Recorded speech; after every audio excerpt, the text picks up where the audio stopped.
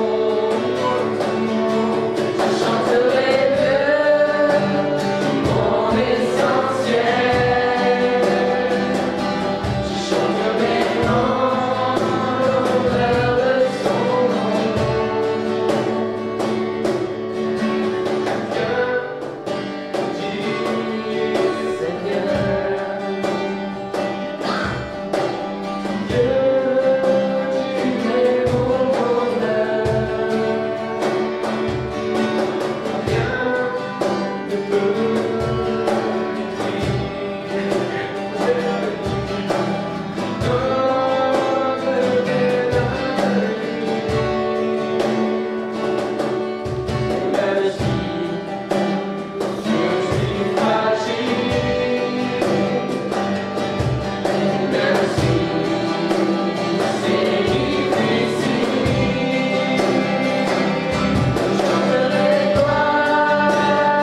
à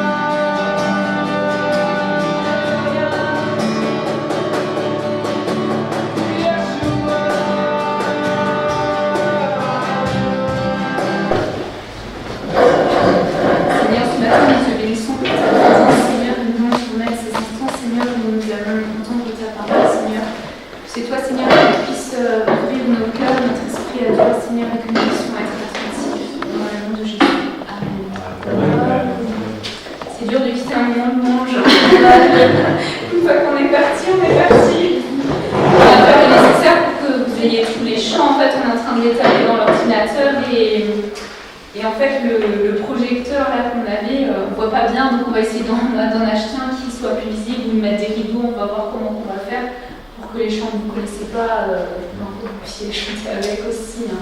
Donc désolé pour le contretemps pour le moment, mais on fait le nécessaire. Voilà, donc ce soir, je vais prendre une prédication avec vous qui est assez simple en fait, mais c'est parce que souvent je reçois énormément de messages des gens avec qui on communique et qui nous disent oui, comment entendre la voix de Dieu, et en fait c'est un gros point d'interrogation chez certains chrétiens. Donc je vais prendre avec vous plusieurs passages dans la parole, donc on va un peu passer de l'ancien au nouveau, enfin on va un peu voyager quoi. Donc en fait, entendre la voix de Dieu est encore une réalité d'aujourd'hui. C'est pas seulement les anciens qui l'entendaient, donc de l'Ancien Testament ou ceux du temps de Jésus, mais il y a bien encore, Dieu parle encore bien aujourd'hui. Donc je vais prendre avec vous Deutéronome 30, versets 19 et 20.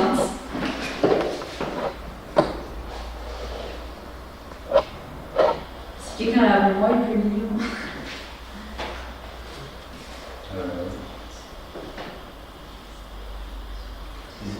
Ouais, Deutéronome 30, 19 et 20. J'en prends aujourd'hui à témoin contre vous le ciel et la terre. J'ai mis devant toi la vie et la mort, la bénédiction et la malédiction. Choisis la vie afin que tu vives, toi et ta postérité. Pour aimer l'Éternel, ton Dieu, pour obéir à sa voix et pour t'attacher à lui. Car de cela dépendent ta vie et la prolongation de tes jours. Et c'est ainsi que tu pourras demeurer dans le pays que l'Éternel a juré de donner à tes pères, Abraham, Isaac et Jacob. Amen. Amen. Donc on voit bien ici, dans ces deux versets, qu'il y a deux chemins. Il y a le chemin de la vie et le chemin de la mort. Donc la vie qui est la bénédiction et la mort qui est la malédiction.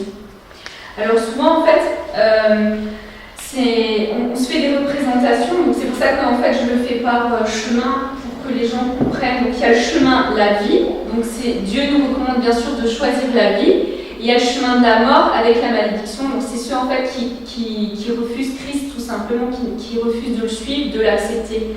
Le chemin de la vie, donc c'est le chemin par lequel nous en tant que chrétiens on est passé, donc la plupart d'ici vous êtes tournés vers Christ je pense, je suis sûre que je vous connais. Donc en fait quand on choisit la vie, donc ça passe par une réelle conversion, donc on fait un demi-tour sur soi-même pour visualiser les choses, en fait on lâche toutes les choses anciennes, les choses des ténèbres, et en fait on accepte Jésus dans notre cœur et on prend un nouveau départ. Amen. Et quand on choisit en fait ce nouveau départ, on choisit la vie. Et quand on choisit la vie, donc il y a une prise de conscience qui se fait, il y a un attachement à Dieu qui se fait. Donc on commence à aimer le Seigneur, on commence à l'écouter également. Et là j'insiste, et on commence à s'y attacher en le suivant. Donc après je vais détailler en fait certains points par rapport à ce qui est de l'attachement et d'écouter Dieu. Et en fait, dans ces trois mots, l'écoute, l'attache et le suivre, on trouve toute la sûreté de notre vie. Amen. On trouve la prolongation également de notre vie, vu qu'on a des promesses que Dieu nous a faites si tu le suis. Donc, il a plein de bénédictions qui sont dans sa parole, qui sont promises à nous. Et aujourd'hui, j'aimerais vraiment insister sur ce point-là, que Dieu peut nous parler à chacun personnellement. Il y en a beaucoup qui attendent à ce que toujours ils reçoivent une parole d'à droite, à gauche, mais en fait, si on passe du temps avec Dieu, seul dans sa chambre, seul, on prend un moment intime avec lui, en fait, Dieu, il peut nous parler à chacun dans notre chambre, dans notre pièce. On a un cœur à cœur, en fait, avec lui, directement. Donc, en fait, moi, j'ai aussi pris quelques témoignages donc, de ce que j'ai vécu. Parce qu'en fait, quand j'étais jeune, bon, je ne sais pas si tout le monde connaît mon témoignage ou pas, vous me dites si vous ne connaissez pas. Aucun vous redonne, il n'y a pas de souci. Donc en gros, moi j'ai vécu en fait dans une famille, on va dire pas croyante. Je sortais d'un milieu catholique, mais ma famille en fait, à part ma maman qui avait son cœur qui était attaché à Dieu, mais mon papa il priait petit tout ça, mais après vu qu'il avait toutes les prières catholiques qui soient, on va dire qu'il n'avait pas eu ce contact direct avec Dieu, quoi.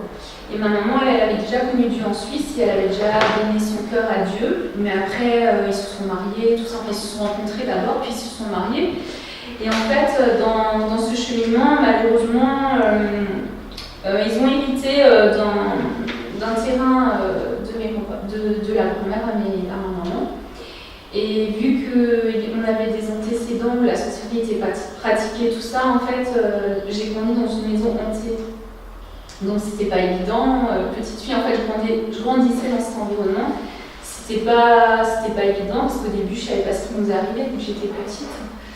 J'ai grandi dans la première maison jusqu'à l'âge de 6 ans. Et je cauchemardais les nuits. En fait, je faisais plein de cauchemars les nuits. Pourtant, je voyais pas de films d'horreur ou de films qu'il fallait pas à mon âge, mais en fait, je voyais que quelqu'un venait, faisait du mal à mes parents ou à ma famille, vu que j'avais aussi 2 sœurs, tout ça. Et je comprenais pas. Et pareil, on sentait et on voyait en fait des ombres qui voyageaient dans la maison.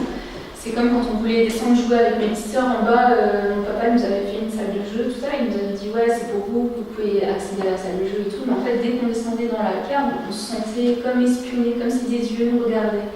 Et on sentait qu'il y avait quelque chose, mais on ne pouvait pas l'expliquer. Et un soir de Noël, en fait, mon père il nous a promis qu'il y aurait Père Noël qui passerait.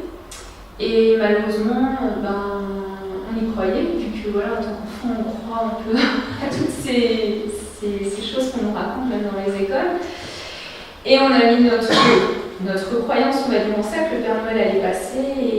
Et en fait, à une certaine heure, ça sonnait à la porte. Et du coup, mon père me dit ouais, c'est le Père Noël, c'est le Père Noël. Et on était tous contents, on criait de joie. Et mon père, il ouvrait la porte. Et quand il ouvrait la porte, en fait, il y avait personne. Donc, ça arrivait 1 fois, 2 fois, et 3 fois. Et la 3e fois, en fait, j'ai vu le visage de mon père qui s'est transformé. Et qui a dit à ma mère ouais, ça sonne, mais il n'y a personne. Et mon père, pourtant, je ne sais pas si un collègue à lui devait passer ou quoi, pour nous faire la surprise, mais en fait, il n'y avait personne. Et à ce moment-là, en fait, les lumières de la maison commençaient à s'éteindre, à s'allumer tout seul. Et là, je me suis dit, ouais, il y a un sérieux problème, quoi. Parce que après, mes parents ne me disaient pas ce qui se passait dans la maison. Donc, je vivais avec ça, je grandissais avec ça, mais je ne pouvais pas l'exprimer. Et un jour, je me suis dit, c'est bizarre, quoi. Et mon papa, on lui a promis une place de travail où il aurait dû partir du lundi au vendredi. Et c'était au moment, donc là, cette période-là, j'avais 5 ans et demi, 6 ans, et je me disais, ouais, c'est pas normal de vivre dans sa crainte, dans cette peur. Ma maman, pareil, elle voyait des choses. Une fois, elle est descendue à la cave, et puis la machine à laver s'était soulevée du sol et tout ça. Elle était remontée en hurlant. Et là, on se pose des questions, quoi, en tant que petite fille. Et à ce moment-là, donc, quand la promesse de travail était arrivée pour mon père, en fait, ma mère est allée dans les bras de mon père et elle lui a dit « Ne me laisse jamais seule dans cette maison ». Et moi, en fait, j'étais du côté de la cuisine et j'ai entendu ma mère dire ça à mon père et elle est allée dans ses bras. Et là, je me suis dit « Bon, je suis pas folle, il se passe bien des choses dans la maison ». Et arrivé, donc mon père, il a pas pris cette place. Et arrivé un jour où mes parents ont eu ras-le-bol et en fait, ils ont vendu la maison pensant que ça résoudrait le problème. Mais en fait, quand ils ont construit leur 2e maison, ça a suivi dans la 2e maison, malheureusement. Et là, c'était compliqué parce que ça continuait. De plus de ça, ils avaient des combats dans différentes maladies physiques, beaucoup de problèmes de santé. Ma mère avait eu pas mal de problèmes de vertige, mais mon père était malade au niveau digestif, tout ça, constipation, tout ça, mais tout ce qui est intestinal, et les médecins, en fait, ils trouvaient rien. Donc, ils donnaient des traitements, mais il n'y avait rien. Et là, un jour, à l'âge de 11 ans, j'ai ma marraine qui elle a fait une expérience avec Dieu suite à son fils qui était malade, qui avait une septicémie, qui avait été guéri. En fait, elle a commencé à parler à mes parents. Et un jour, elle m'invite, elle me dit ouais, est-ce que tu peux venir avec nous à l'église et tout ça, je t'emmène, je vais dans une église évangélique et tout. Bon, moi, petite fille de 11 ans, je savais pas ce que c'était une église évangélique, je savais ce que c'était une église, mais sans plus, quoi. Mais j'accompagnais des fois ma grand-mère à l'église normale catholique, et qu'elle était catholique, je suis allée avec elle. Et moi, au fond de mon cœur, en fait, quand je traversais toutes ces... Pour moi, c'était pas des épreuves, des choses difficiles qu'on pouvait pas expliquer aux gens, donc les gens, ils ne comprenaient pas, quoi. Quand on parlait de certaines choses, tout le monde prenait peur. Mes parents, ils avaient aussi fait venir un missionnaire pour prier pour la maison. Alors ça se calmait, mais en fait, ça revenait au galop à chaque fois.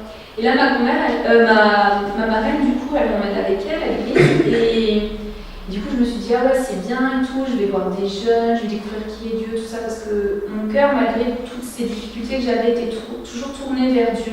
J'étais persuadée que Dieu existait, dans mon cœur, c'était une évidence que pouvait tout changer, pouvait être là, quoi. Et en fait, c'est à l'âge de 11 ans que j'ai donné ma vie à Jésus et ça a vraiment touché ma vie, ça a changé ma vie.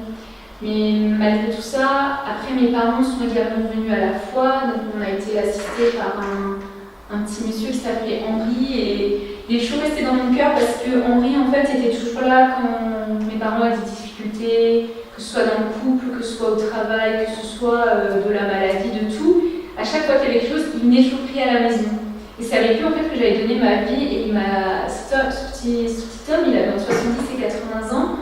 Et ça m'a marqué parce qu'il était toujours là dès qu'on avait besoin de lui. Ça allait pas chez papa, maman l'appelait, il venait à la maison, il priait et tout.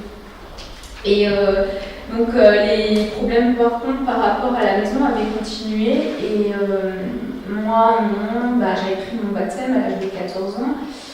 Et par contre, vers 16 ans, en fait, j'ai eu une période où je me posais plein de questions, je n'avais pas de réponse par rapport à ce qu'on vivait. Parce que la nuit, je m'endormais.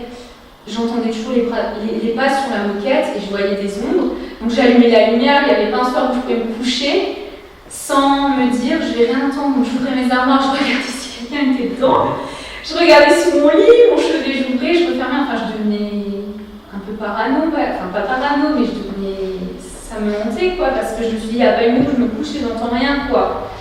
Mais par contre, dès que j'entendais quelque chose, j'allumais la lumière, mais il n'y avait rien devant moi.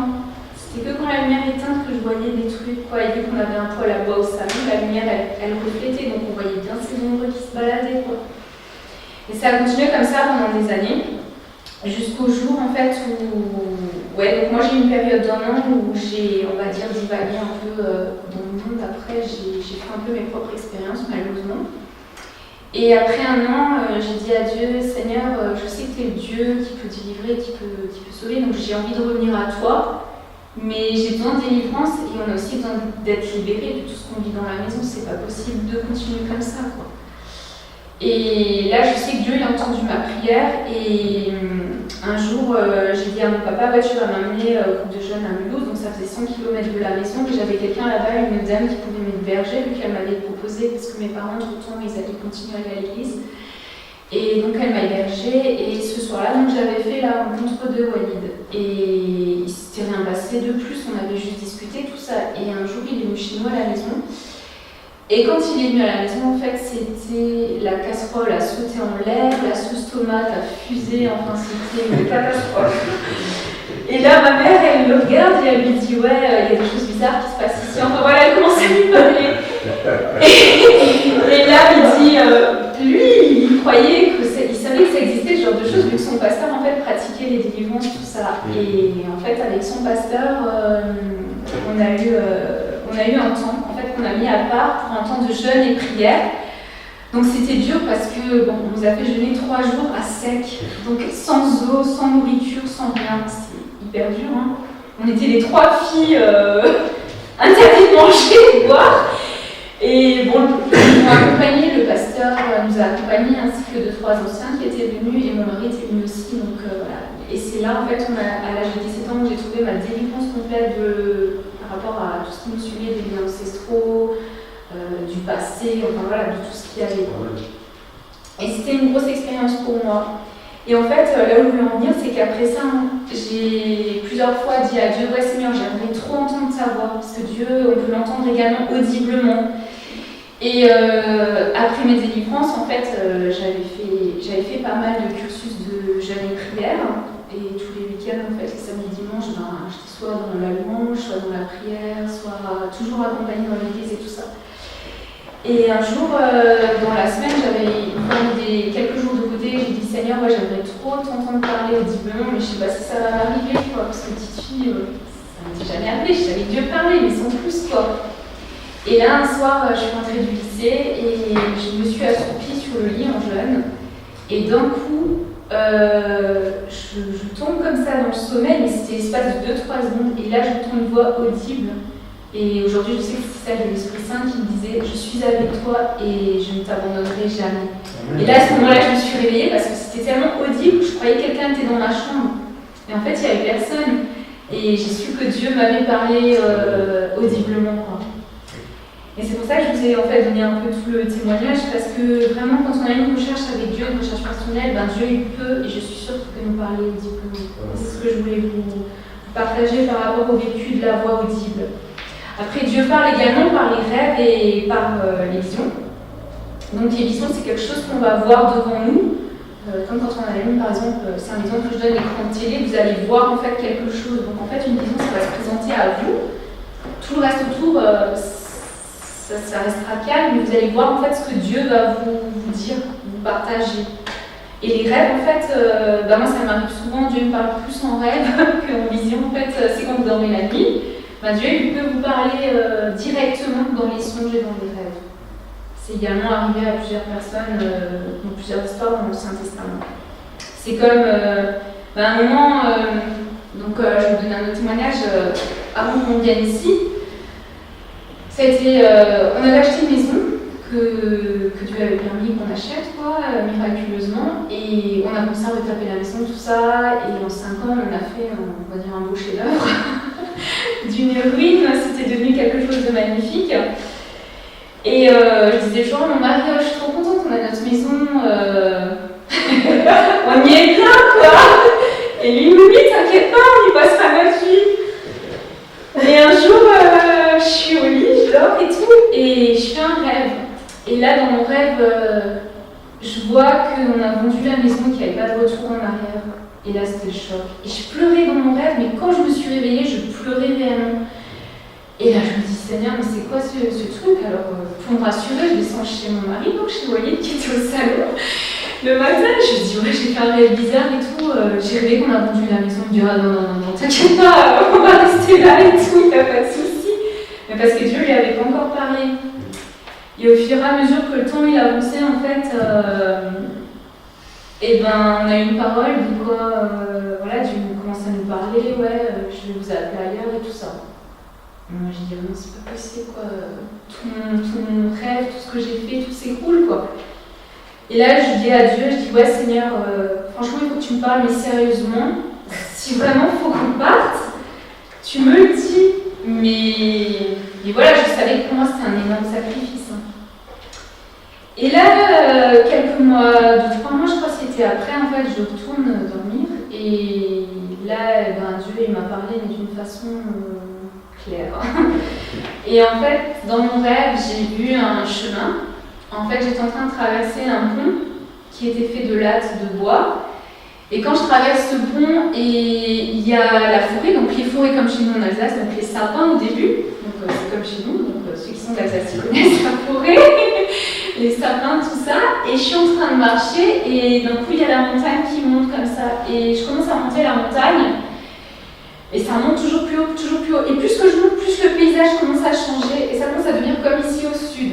Donc des rocailles jaunes comme ça, un peu, enfin les cailloux comme ici et tout. Et d'un coup je prends de l'altitude, et d'un coup j'arrive tout en haut d'un sommet. Et je vois 2 anges à côté de moi, un à droite et un à gauche. Mais en fait ils m'ont pas dit ce sont des anges, mais dans mon esprit je le savais. C'est des anges. Et après ils m'ont parlé, arrivé tout en haut. Quand je suis arrivée tout en haut de la montagne, en fait, le chemin c'était tellement resserré que je m'étais mis contre la roche derrière. Et d'un coup, il y a un des anges qui me disait, est-ce que tu veux continuer ou est-ce que tu veux faire demi-tour? Et moi, dans ma tête, je me suis dit, je sais pas où je vais aller si je continue tout droit, quoi. Surtout que le chemin est tout petit. Et il me dit, qu'importe la décision que tu prends, t'en voudras pas, on restera avec toi, mais il nous faut une réponse. Et dans mon rêve, en fait, je pouvais pas donner de réponse parce que mon cœur était encore attaché, en fait, à tout ce que j'avais, à la maison, tout ça. Et dans mon rêve, j'ai décidé de faire demi-tour et je suis redescendue une partie de la montagne. Et là, quand je redescends une partie de la montagne, j'ai une tempête qui s'est abattue sur moi. La tempête était tellement forte que je suis devenue courbée au niveau du dos, tout ça. Et je suis arrivée au niveau du pont que j'ai passé au départ qui était en entier. Et en fait, là, la pluie tombait, le pont il commençait à casser, tout ça. Et en fait, quand je me suis réveillée, je savais ce que Dieu me demandait.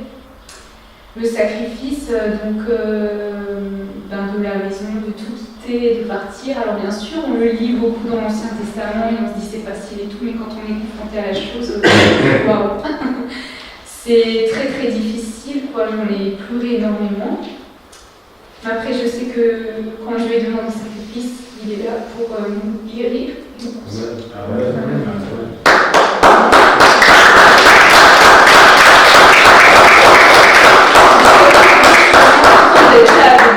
C'est pas...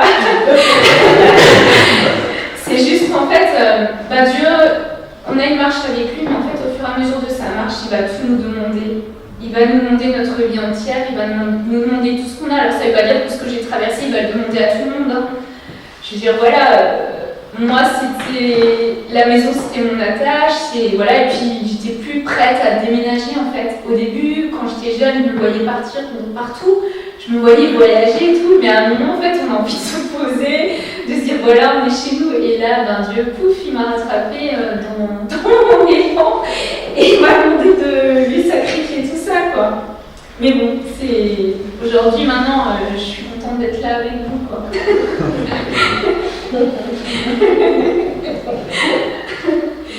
Après Dieu, il peut aussi parler donc, par une tierce personne. Donc des fois, il peut nous donner une parole donc soit par un prophète, un serviteur de Dieu, un pasteur, un apôtre, n'importe qui, ou même une personne sainte. Dieu, des fois, il peut nous parler par quiconque, je dirais. C'est pas forcément par un ministère, mais il peut nous parler par une personne qu'on ne s'y attend pas du tout. Et des fois, c'est déjà même arrivé qu'un non-chrétien te dise une phrase, et cette phrase, en fait, elle te reste là dans l'esprit, parce que Dieu lui a mis la phrase que tu devais entendre. C'est comme, quand on est arrivé ici, à un moment, on n'était pas trop bien dans le lieu où on était avant, et moi, particulièrement, à un moment, j'en ai souffert, et un soir, j'étais partie avec une personne, et là, la personne, je ne m'attendais pas du tout. Elle me donne une parole et elle me dit Jésus est avec toi, et elle te dit ne crains pas. Et quand il m'a dit ça, j'ai dit waouh, ne crains pas. Et il me dit il va suivre la route avec toi, quoi. Je dis waouh, pourquoi il me dit ça ça veut dire qu'il y a une alerte quelque part, quoi. C'est là où ça a mis mon point rouge en action. Mais en fait, après, on a traversé tout un temps difficile, mais en fait, Dieu, il a été avec nous et il nous a relevés de là où on est sorti, là où c'était difficile. Et Dieu, il placera toujours quelqu'un à tes côtés au moment où tu as besoin. Au moment où tu es le plus bas, tu crois que tout est difficile, tu as envie d'abandonner, mais Dieu, il placera toujours quelqu'un à côté de toi pour te relever. Donc, il faut toujours être attentif à la manière dont Dieu nous parle. Et je dirais que Dieu parle également par sa parole, ce qui est le plus facile, mais malheureusement, des fois on a du mal à ouvrir notre Bible. On écrit par les choses de la vie, par le travail, par la famille, par les amis, par toutes nos activités, et des fois on a du mal à se dire, voilà, je me pose et je lis ma parole, ma Bible. Et en fait, c'est quand on s'assoit et quand on commence à ouvrir notre Bible, tout simplement la Bible c'est la parole de Dieu, et la parole de Dieu, en fait, quand on la lit, elle nous parle. Dieu, il a plein de messages dans sa parole qui nous sont attribués.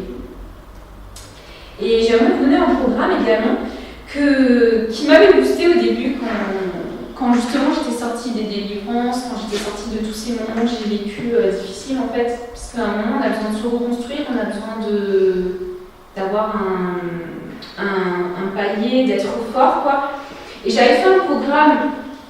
C'est mon mari qui me l'avait donné, mais en fait ce programme il m'avait beaucoup aidé parce que ça m'avait vraiment enraciné, ça m'avait donné des bases.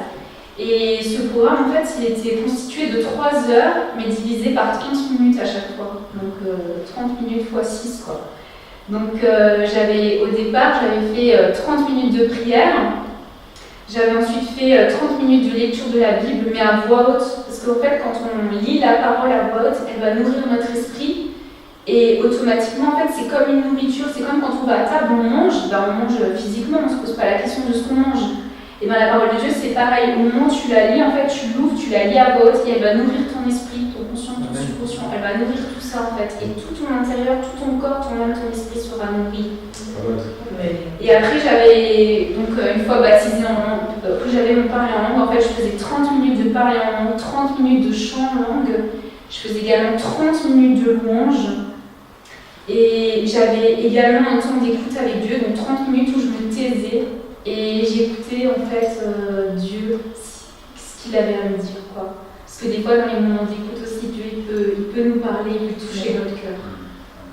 Et des fois on parle trop, donc ça fait du bien aussi de se taire et d'écouter. Parce que Dieu nous a donné 2 oreilles et non seulement une bouche, et des fois on parle trop avec une bouche au lieu d'écouter 2 fois plus. Après, dans ma deuxième partie, en fait, je voulais juste évoquer avec vous un petit peu certains points. Donc, il y a des gens, en gros, qui ne veulent pas écouter la voix de Dieu. Pourquoi? Parce qu'ils ont peur. Donc, dans la Genèse, on va lire Genèse 3, versets 8 à 9. Si quelqu'un là, il peut le lire également. Genèse 3, versets 8 à 9. Genèse 3, versets 8 à 9. Ouais. Quand ils entendirent la voix de l'Éternel Dieu en train de parcourir le jardin vers le soir, l'homme et sa femme se cachèrent loin de l'Éternel Dieu au milieu des arbres du jardin. Cependant, l'Éternel Dieu appela l'homme et lui dit: Où es-tu? Là, en fait, dans ces 2 versets, on voit en fait Adam qui avait un contact avec Dieu. En fait, Dieu, il allait visiter tous les soirs dans le jardin. Il avait une communication avec Adam. Dieu avait créé donc Adam et Ève, mais il avait une communication avec Adam tous les soirs. Tous les soirs, il venait dans le jardin.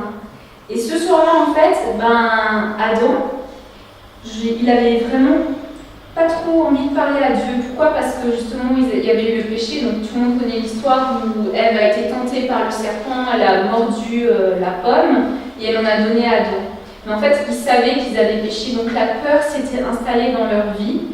Et cette peur a fait que Adam, il ne voulait pas forcément répondre à Dieu à ce moment-là. Donc c'est ce que je disais, en fait, certains à des moments, certains même croyants, certaines personnes, ils ont tellement peur qu'ils n'ont pas envie d'écouter Dieu, en fait, par exemple.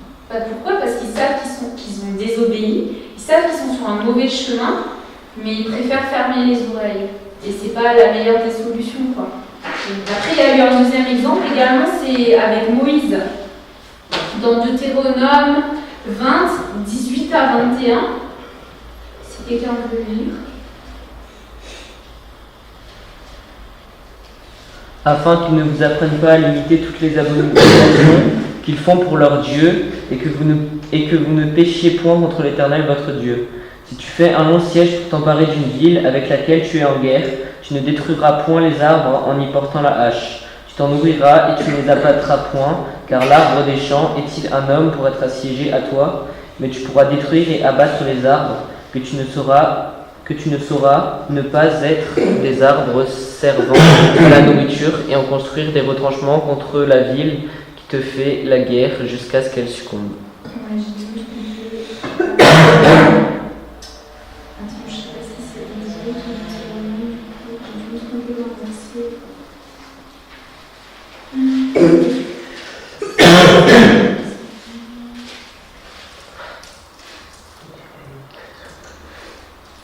Ouais, pardon, c'était Exode, c'était pas Deutéronome, pardon. Combien? Exode 20, 18 à 21, je me suis trompée dans la référence, pardon. Tout le peuple entendait les tonnerres et le son de la trompette. Il voyait les flammes de la montagne fumante. À ce spectacle, le peuple tremblait, il se tenait dans l'éloignement. Ils dirent à Moïse: Parle-nous toi-même, et nous écouterons. Mais que Dieu ne nous parle point, de peur que nous ne mourions. Moïse dit au peuple: Ne vous effrayez pas, car c'est pour vous mettre à l'épreuve que Dieu est venu, et c'est pour que vous ayez sa crainte devant les yeux, afin que vous ne péchiez point. Ouais, c'était bien ça en fait. Donc c'était quand Moïse en fait il montait sur la montagne écouter la voix de Dieu, et en fait le peuple il avait pris tellement peur parce qu'il savait en fait qu'il péchait. À un moment il s'était fabriqué des idoles, il s'était fait plein de choses là en bas. Quand Moïse était sur la montagne, et en descendant de la montagne, Moïse a vu en fait ce que le peuple avait fait, mais le peuple il ne voulait pas écouter la voix de Dieu, donc il disait qu'il parle par toi, mais nous on ne veut pas l'entendre. Pourquoi? Encore une fois, parce qu'ils avaient pris un mauvais chemin, une mauvaise voie, ils s'étaient fabriqués des faux dieux qu'ils adoraient en plus, quoi. Donc c'était sur ça en fait que je voulais dire, je me suis trouvée dans la différence, désolée. Donc vraiment, c'est vraiment important en fait d'obéir Dieu. Dieu il nous parle. Et je pense que vraiment, quand on entend sa voix, il faut éviter la désobéissance. Le mieux, c'est tout de suite d'obéir, de marcher dans le chemin à 100%. On ne trouve pas de quiproquo à droite à gauche, en fait. S'il dit quelque chose, il vaut mieux le faire.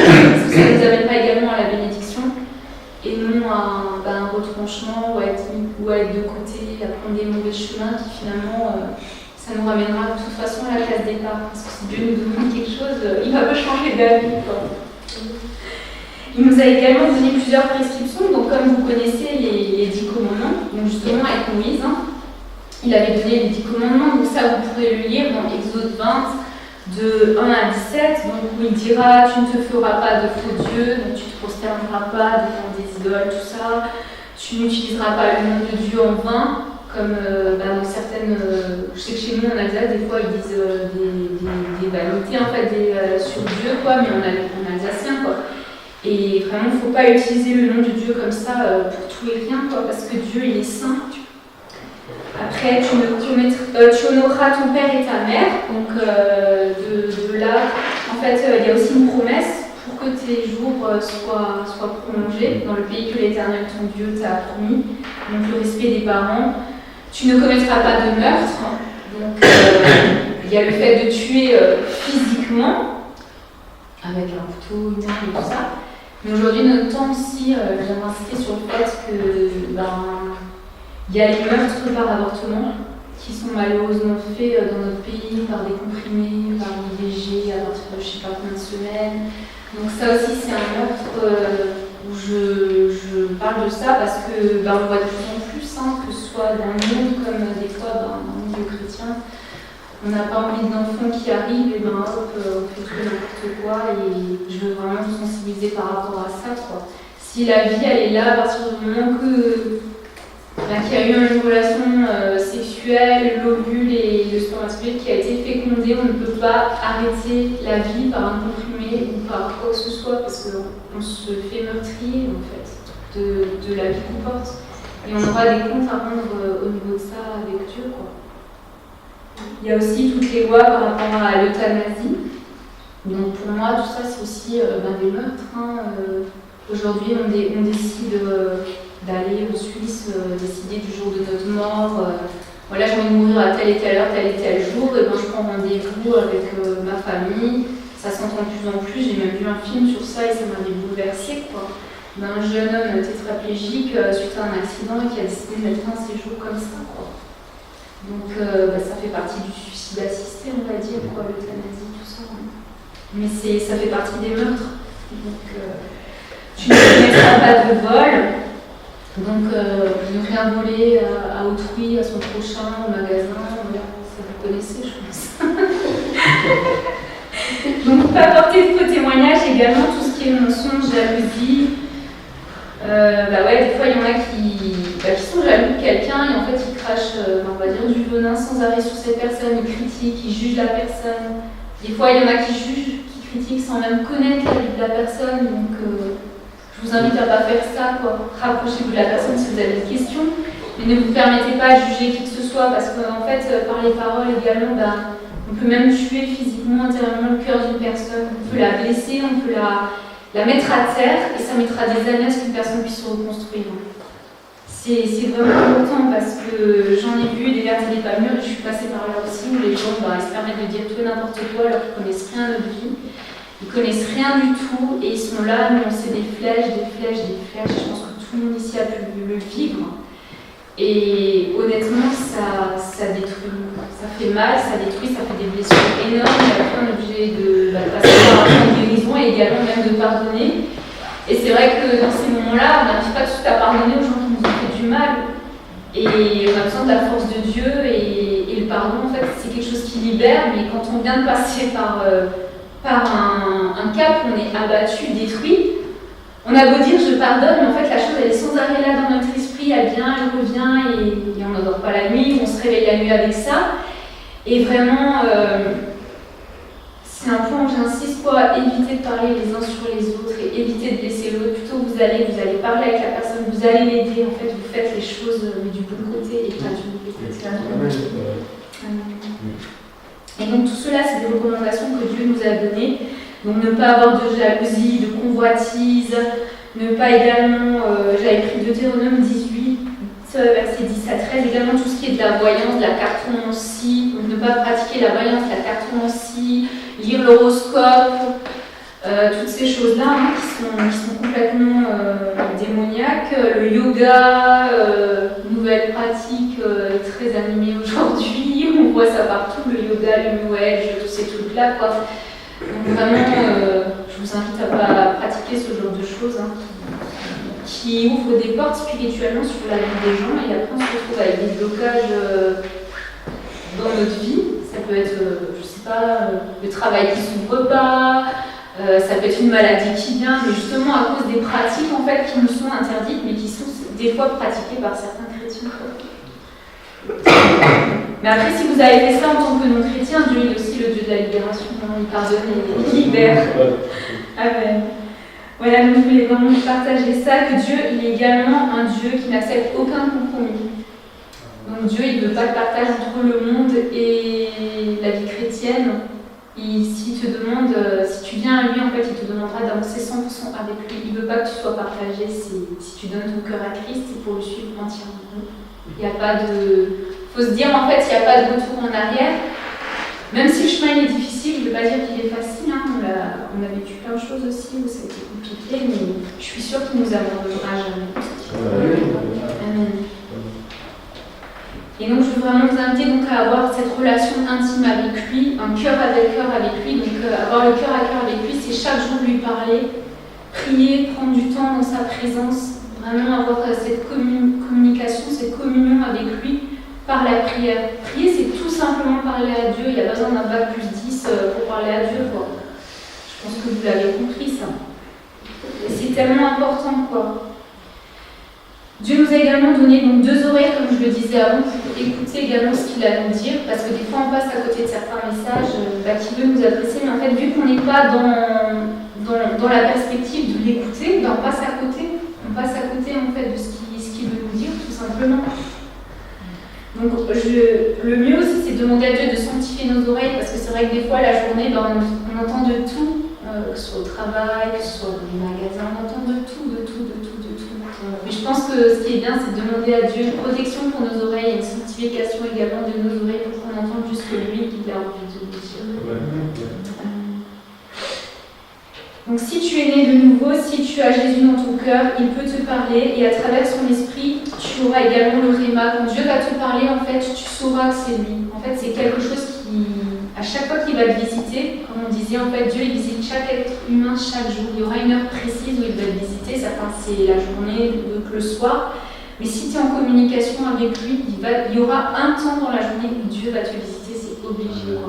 Donc des fois, certains ils le ressentent comme une chaleur, d'autres comme une douceur, d'autres c'est des frissons. Mais en fait, ça sera au moment où il te visite, tu sauras que c'est lui. J'appelle ça le réma de Dieu en fait. C'est l'instant où il te visite, mais il visitera. Il commence par une manière, après ça va devenir plus fort encore, bien sûr. Moi j'ai la manière plus douce, mon mari c'est un peu plus tac. Parce qu'on n'a pas le même caractère et ça Dieu il le sait, donc il se fait de tout à tous en fait. Il se fait à chacun comme il est. Amen. Voilà. Donc Dieu a un plan divin pour chacun de nous et je t'invite à chercher l'Esprit Saint et avoir une relation intime avec lui. Tu dois ouvrir la porte de ton cœur et en fait c'est le Saint-Esprit lui-même qui va commencer à t'enseigner. Quand Jésus est parti au ciel, il nous a fait une promesse que quand il partirait, il enverrait son Esprit Saint. Et aujourd'hui en fait, la personne qui est sur terre, c'est l'Esprit Saint. Quand tu acceptes Jésus, l'Esprit Saint vient de toi et en fait c'est lui qui va t'enseigner. Et il t'enseignera tout ce qu'il a entendu auprès du Père. Amen. Et donc, quand il commence à te parler, à t'enseigner, bien sûr, il va te demander l'obéissance, comme je vous ai raconté avant par rapport à tous mes témoignages. Mais après, je suis sûre que vous en avez aussi des témoignages d'obéissance. Voilà, sa voix, elle va également te protéger et elle va te conduire. Je sais qu'une fois, par exemple, dans notre couple, au début, dans notre ministère, en fait, mon mari était appelé à prêcher à un endroit. Et on était en plein boom, il y avait plein de travail, tout ça, et lui, il n'avait pas trop le temps d'écouter, on va dire. Et là, à un moment précis, moi, je m'étais mise dans la prière. Et là, Dieu me dit, tu vas lui dire de ne pas aller à cet endroit-là, parce que c'est un piège. Et donc, je lui ai dit, alors au début, il était un peu bouleversé, quoi. Il dit, bon, un piège, mais comment ça, un piège, inviter un truc chrétien, c'est pas possible. Des fois, c'est un peu plus compliqué pour les hommes d'écouter leur épouse, mais au final, ils écoutent quand même. C'est pour ça qu'il nous a mis à côté des têtes dures. Hein. Et en fait, à ce moment-là, finalement, quelques jours après, en fait, il reçoit un coup de fil et tout ce que je lui avais dit, en fait, quelqu'un d'autre lui a dit. Et c'était bien un piège, en fait. Et donc, j'aimerais insister sur le fait que quand on est à l'écoute de l'esprit, l'esprit va également nous dire où aller, où ne pas aller. En fait, il veut nous protéger. Et donc, des fois, il va nous parler personnellement, et puis si on est marié, il peut parler à l'autre. Le couple, c'est ça, c'est vraiment une unité. L'homme et la femme, un est là pour aider l'autre, pour relever l'autre. Ça marche ensemble, hein. C'est pas un là et un là, c'est les deux ensemble. Amen. Et donc savoir, la voix de l'esprit va également te confirmer tout ce que tu as déjà reçu donc, au travers de la parole. Et c'est vraiment ce que je voulais vous dire. Donc soyez attentifs en fait à ce que l'esprit vous dit. Donc il peut vous parler audiblement, il peut vous parler par une personne, il peut vous parler par un rêve, par une vision, par un songe, et il peut vous parler également au travers de la vie. Amen. C'était ça mon message aujourd'hui, donc pour vous. Amen.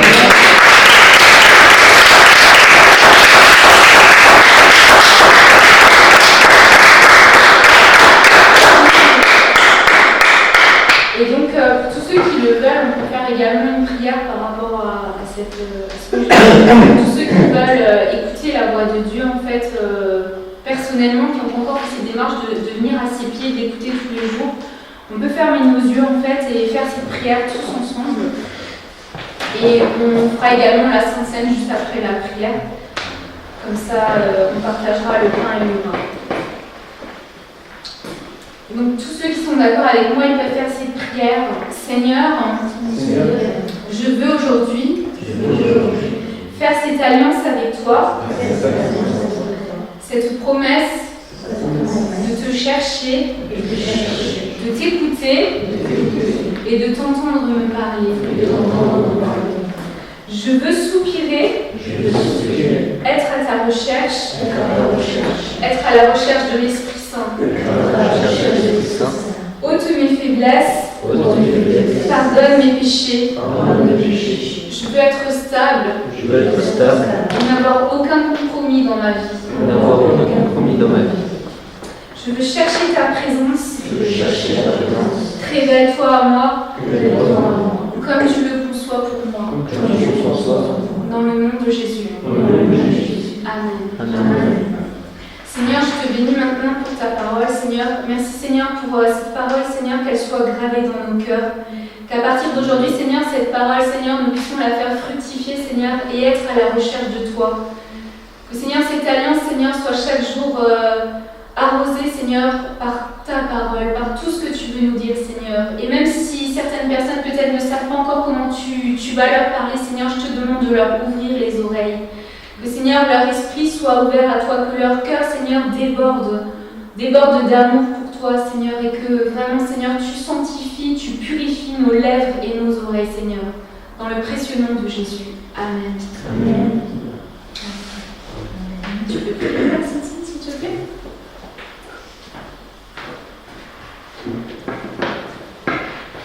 Nous prions. Seigneur, entre tes mains, j'abandonne cette Sainte Seine. J'abandonne ton corps, j'abandonne ton sang, que tu as fait couler à la croix de Golgotha pour nous. Ton corps que tu as offert, Seigneur, en sacrifice pour nous, pour nos péchés, afin que nous puissions être libérés, afin que nous puissions être sauvés, afin que nous puissions être délivrés. Seigneur, je te dis merci, Seigneur mon roi. Aujourd'hui, Seigneur mon roi, nous partageons, Seigneur, cette Sainte Seine, et nous voulons nous rappeler de tout ce que tu as fait pour nous. De la façon dont tu as quitté ton trône, la façon dont tu t'es humilié, tu as accepté de mépriser l'ignominie pour nous, tu as accepté les frappes, tu as accepté de pouvoir être crucifié, Seigneur mon roi, comme un brigand, afin que nous puissions être, Seigneur, justifiés au moyen de notre foi en toi. Et c'est pourquoi nous te bénissons, c'est pourquoi nous te disons merci encore aujourd'hui, dans le nom puissant de Jésus. Amen. Amen.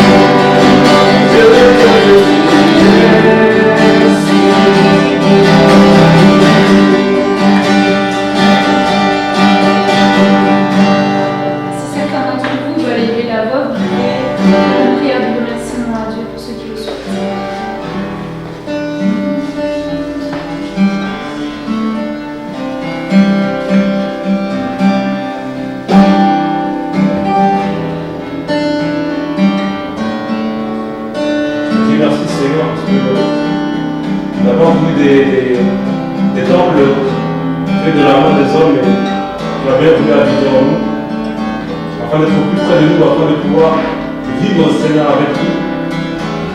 Tu aurais pu, Seigneur, rester Seigneur sous ton trône, rester loin de nous, mais tu as préféré Seigneur mon Père une communion avec nous, tu as préféré une communion avec nous, mon Père. Seigneur, nous souvent nous choisissons de nous éloigner de toi, mais toi tu ne regardes pas Seigneur nos souffrances, à nos offenses, tu ne regardes pas Seigneur à nos péchés, tu ne regardes pas à nos mauvaises décisions, mais toi tu regardes à l'amour que tu as pour nous, tu regardes à l'amour que tu as pour nous, que tu as rendu à la croix. Et c'est pour ça Seigneur mon roi, je te dis merci. Je te dis merci Seigneur mon roi Père, merci pour ta bonté, merci pour ta miséricorde, merci pour ta grâce dans nos vies. Merci d'habiter avec nous, merci de demeurer là avec nous pendant que les hommes peuvent nous abandonner, pendant que les hommes peuvent nous faire du mal, pendant que les hommes peuvent nous décevoir. Toi, tu ne déçois jamais, tu n'abandonnes personne. Pendant que certains sont infidèles, toi, tu restes fidèle. Et c'est pourquoi je te dis merci, c'est pourquoi je te dis merci ce soir, Seigneur mon roi. Merci d'être là parmi nous, tu dis là où deux ou trois sont réunis. Toi, tu es la présence au milieu de Dieu, Seigneur mon roi. Mais nous avons la grâce d'avoir le Dieu qui a créé l'univers, le Dieu qui a créé le ciel, celui qui a créé la terre. Et Seigneur, aujourd'hui, tu es là avec nous, Seigneur mon roi. Dieu, je vous remercie. Je vous remercie pour la grâce de vous connaître. Merci pour la grâce d'être enfant de Dieu. Merci, Seigneur.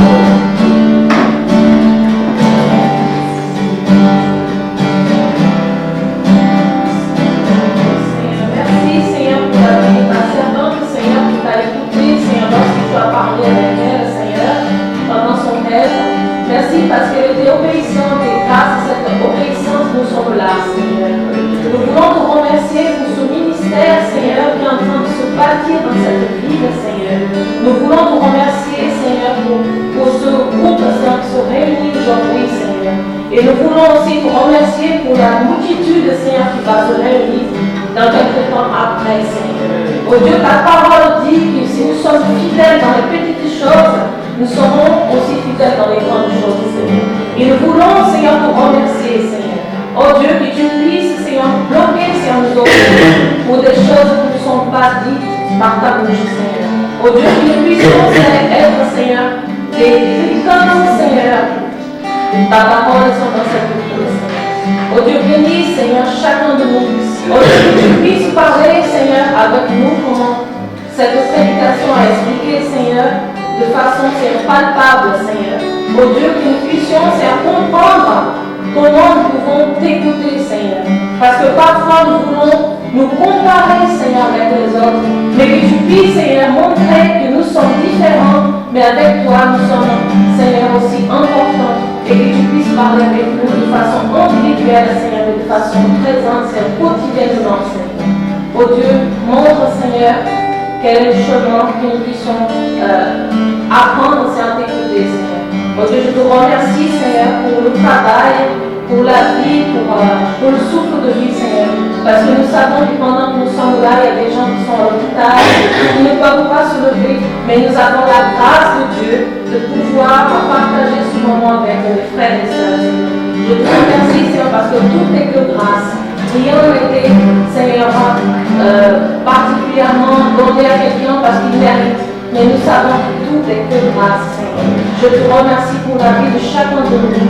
Oh Seigneur, je te remercie parce que ta présence, elle a fini jamais, Seigneur. Je te remercie, Seigneur, pour lui. Amen.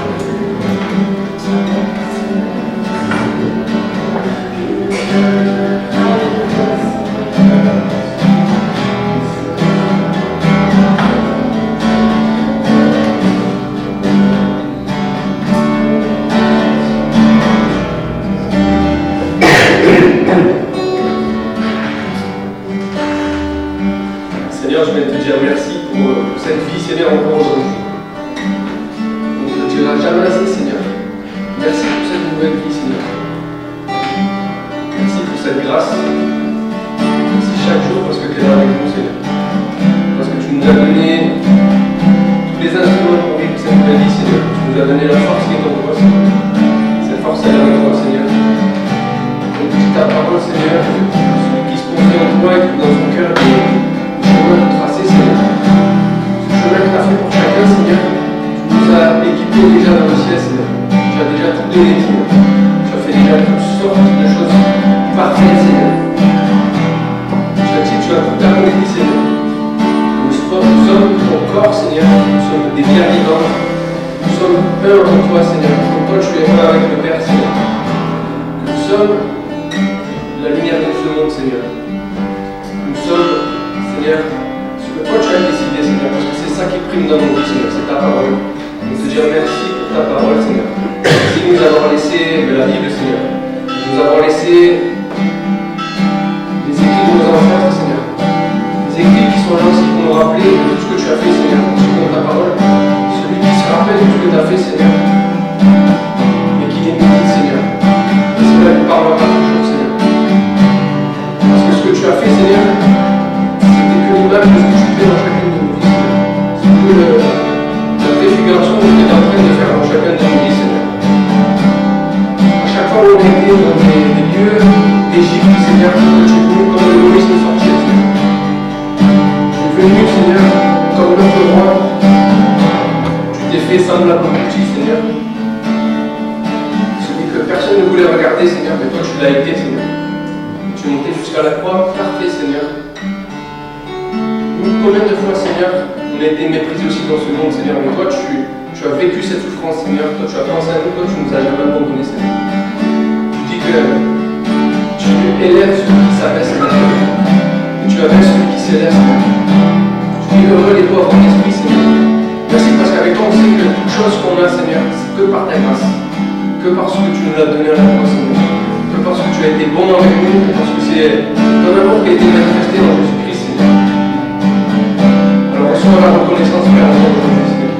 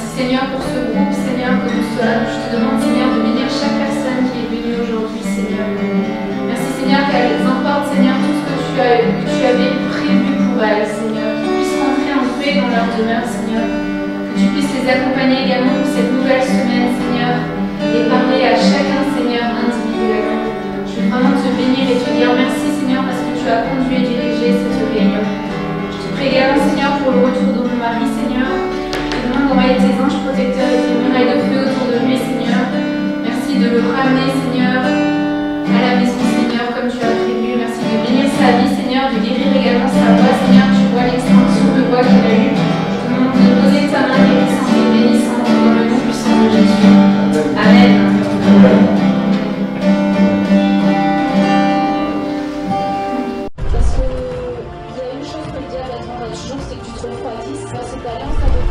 toujours rechercher sa présence, appeler le sacrifice de Jésus à la croix parce qu'il n'est pas mort pour rien. Pour tout peuple, pour toute personne, de tout âge, de toute nation, de toute tribu. C'est allumer un feu dans ta vie pour que tu cherches la présence de Dieu. Les multitudes ne pourront jamais la satisfaire. Mais la présence de Dieu va faire de toi l'homme ou la femme le plus heureux de la terre. Parce que il y a une chose que le diable attendra toujours, c'est que tu te refroidisses à cette alliance avec Dieu, de toujours rechercher sa présence, appeler le sacrifice de Jésus à la croix parce qu'il n'est pas mort pour rien. Pour tout peuple, pour toute personne, de tout âge, de toute nation, de toute tribu. C'est allumer un feu dans ta vie pour que tu cherches la présence de Dieu. Les multitudes ne pourront jamais la satisfaire. Mais la présence de Dieu